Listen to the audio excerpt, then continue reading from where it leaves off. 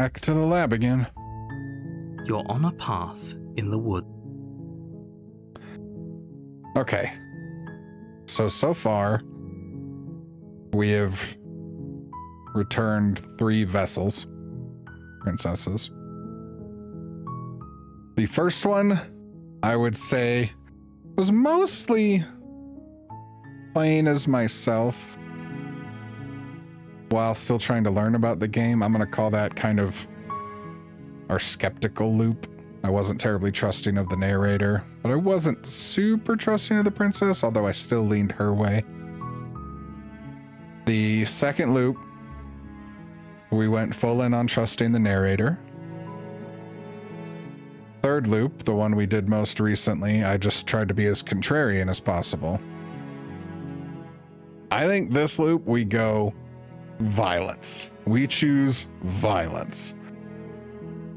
We choose evil, we choose violence, we choose screw the princess. So let's, because one of these says, I've always wanted to kill, what is it? Yeah, I've always wanted to off a monarch. Vive la Revolution. Are there any of the explore options that kind of lean into consider that maybe? No. Killing a princess seems kind of bad. No. Can someone else? No. Forget it. No. Maybe I'm okay with the world ending. No. Although I'm kind of wondering if maybe we lean into that if there's another loop, because we still don't know how many princesses vessels we have to give to the entity. Some sort of reward. Thanks for telling me. All right, let's go with sweet. I've always wanted to off a monarch. That's the spirit. Oh, well, we've made the narrator happy. You make your way up the short path to the cabin.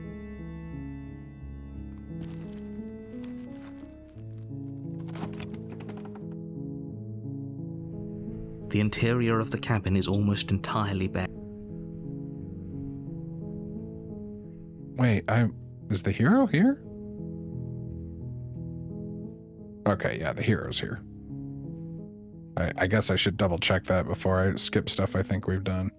I mean, we're definitely taking the blade. We're choosing violence.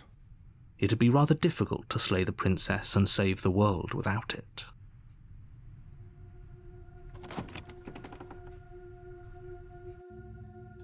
The door to the basement creaks open.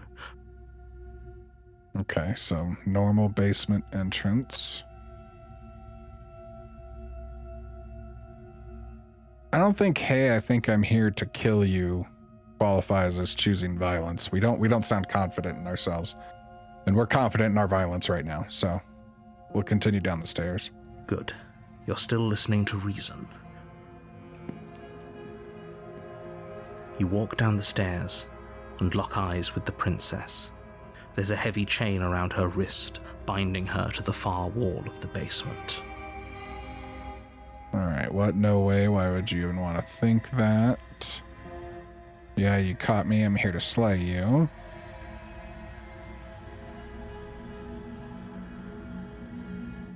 I don't think we need to steal our nerves. We're choosing violence, so let's just straight up tell her we're choosing violence. I'm here to slay you. That isn't a good idea. Just drop the knife, and maybe the two of us can talk things out. She's right, we shouldn't. We should just drop the blade. Don't you dare. It's fine. We can decide what we want to do after we talk to her. Maybe she really is a monster. But killing someone in cold blood isn't very becoming of us. Oh, shut up, hero. Where's the voice of violence? We tighten our grip. You ignore the trembling in your hands and tighten your grip on the blade. You poor thing. Your hands are shaking. Are you scared of me? Because you should be. You step forward, your grip on the blade tightening as you steel your resolve. Oh? No talking then? Fine. What even makes you think you can kill me? I'm probably chained up in this basement for a reason, right? And if that knife is the only weapon you have, you'll have to get close enough to use it. Okay, so this dialogue, I think, is overlapping. Yeah, the skip button's lit up, so some of this we have kind of crossed over. This would have been with loop 2 when we were following the narrator. So, you should just drop it. Best not to risk finding out what I can do. She's unarmed. If you hesitate now, it'll be too late. End this.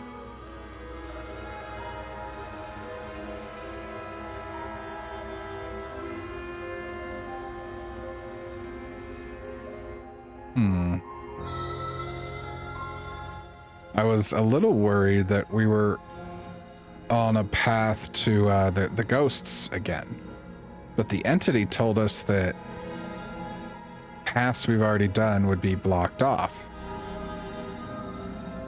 So I don't think we can repeat paths. But I don't know that I like any of these options. What if she isn't bluffing? What if she kills us? Are you sure she's not armed? I'm sorry, can we just talk? I'm not dropping the blade. Drop the blade. I guess we could go with I'm not dropping the blade. That's kind of the choosing violence answer, yeah? There's nothing else, right? Yeah, there's not. Then I'm not talking to you. I don't feel like that phases me. Fine, then I guess we're at an impasse. Squint at the princess while holding onto the blade. Drop the blade to slay the princess. Oh, I really want to squint at her, though. Is that intimidating? Like...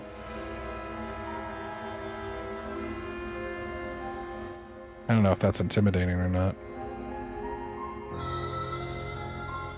Why would I squint? I gotta... Okay, I gotta... Nah, we're choosing violence. Doubt, unfortunately, clouds your thoughts as you attempt to run her through. She seems to be choosing violence as well. Although, I guess in her case, it would be choosing self-defense. A moment of distraction and hesitation is all she needed to sidestep your thrust and deliver a catastrophic blow to your jaw. That's not good. It feels like you've been hit with a sledgehammer. You can feel bone grinding on bone where your jaw has been fractured. I mean, we can survive that. Holy shit, that hurt! Though she's unarmed, the shock of that first strike is enough to stagger you, putting you and the princess on somewhat equal footing.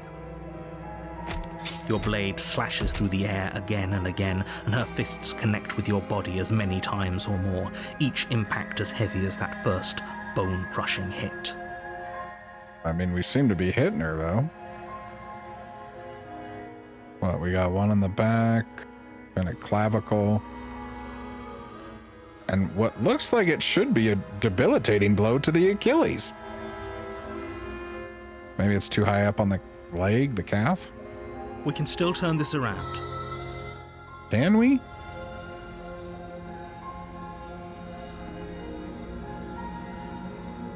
Well, I mean, we have give up, finish the job, flee and lock her in the basement.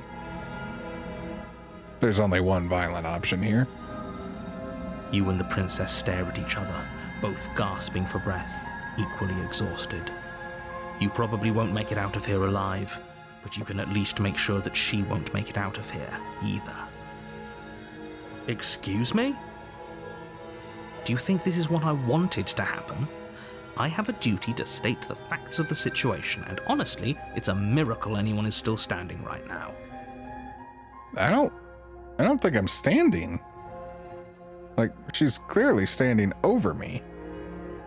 And we're, like, on the ground, like, I'm gonna get you. But I don't think I'm gonna get her. Can you not feel all those ruptured organs bouncing around in there? If the princess doesn't do our friend in herself, internal bleeding is certain to finish the job. The two of you clash for the final time. You feel your ribs break as she delivers a heavy blow, but you push through the pain. falling forward and sinking your blade deep into the princess's heart. I wonder if it's always the heart. The 2 times we've killed her, it has been. Oh.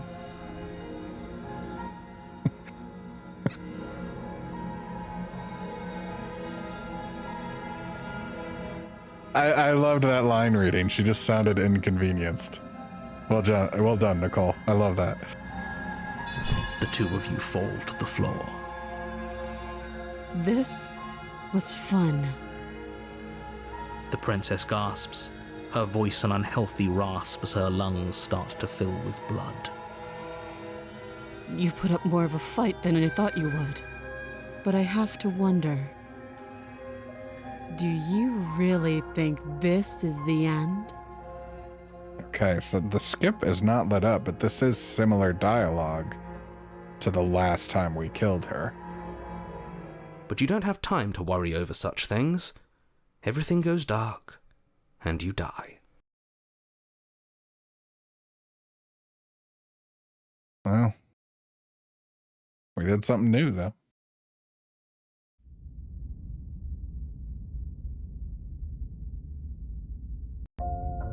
You're on a path in the woods, and at the end of that path is a cabin. And in the basement of that cabin is a princess. We'll keep going. I'd like to see what new voices joined us. You're here to slay her. If you don't, it will be the end of the world. All right. What would our violent choice be? Terrible sense of deja vu. Hasn't this already happened? Okay, no, but I died. What am I going to do? She's going to kill me again. But I already slew the princess. Sure, she also killed me, but I definitely got her. Why am I here again? Proceed to the cabin, turn around and leave. I was hoping we'd have like an angry answer. We don't even get to call the narrator a bastard this time. Yeah, let's just proceed to the cabin. Wonder what would happen if we tried to leave in a second chapter. Oh my god, the possibilities of this frickin' game feel endless. A warning before you go any further. She will lie. Lying and cheating doesn't sound like her at all. Not that it matters. It's not like she can lie or cheat in the middle of a fight. Okay, so we have the stubborn now. Are you sure about that? The point of my warning wasn't to start an argument over what circumstances the princess is capable of lying in. It was to give you some broadly applicable advice. The princess will do and say whatever she thinks it will take to get her out of there. So don't trust her. Ever. Are we clear? Crystal, let's just get on with it already.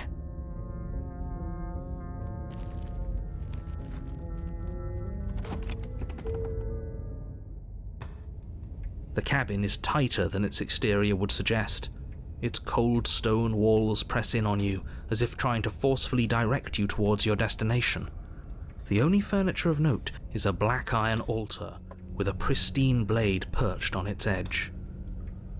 The blade is your implement. You'll need it if you want to do this right.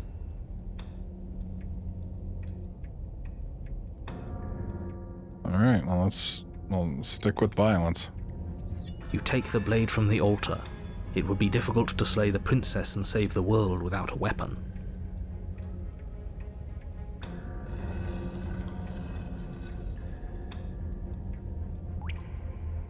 The door to the basement creaks open, revealing a rough stone staircase, its walls pressing at your sides and tightening as you descend. The air seeping from below is heavy and oppressive, with an almost sulfuric odor to it. If the princess lives here, slaying her would probably be doing her a favor. Her fierce voice carries up the stairs. Is that another challenger? Finally. It's been ages since I've had a good fight. Yeah. This isn't what she sounded like last time. Her voice is a little deeper, almost threatening. Good. Sounds like my kind of princess. As much as I appreciate the enthusiasm, just make sure you don't let your bloodlust get to your head. You need to stay focused and keep your wits about you. Remember, you're here to slay the princess, not to have a good fight. As you descend the final step, the form of the princess comes into view, a large shackle leading from her wrist to the basement wall. Well, this is very different. Tail, horns, it looked like hooved feet. Very different. It looks like she could rip those chains out of the wall without a second thought.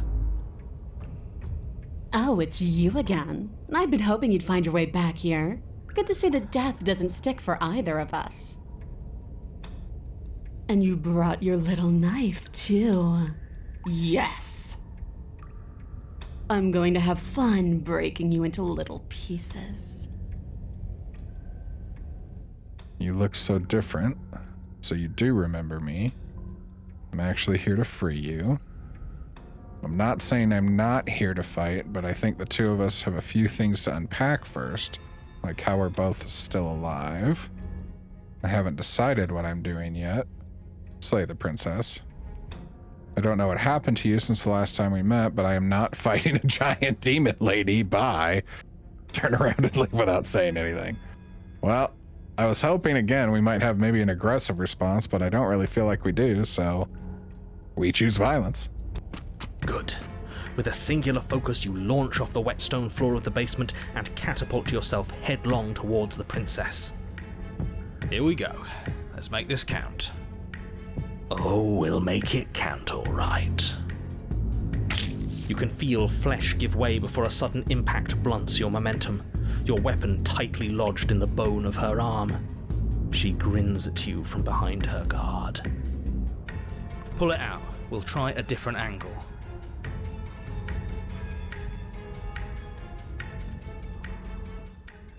Okay. No, we can do this. Just keep pushing. Well, are we trying to push the knife all the way through her arm into her chest? Because that's not a good plan.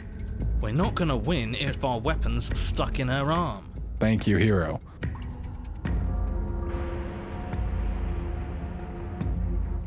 Oh god, but the keep pushing feels like the more choosing violence option.